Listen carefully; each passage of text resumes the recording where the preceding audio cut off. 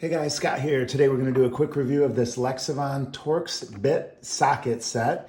And this is the premium S2 alloy steel, and it's actually a 13-piece set. And I'm actually redoing a Sprinter van, and there's a lot of Torx screws in there, so we need a good bit. So I'm going to open this up here and show you exactly what comes in the package. Here.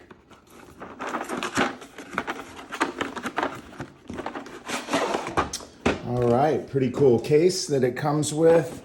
And here, good solid hard case. And right there, press down to open here.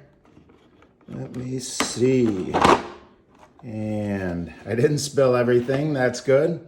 And as you can see right here, all right, perfect. That's the cover.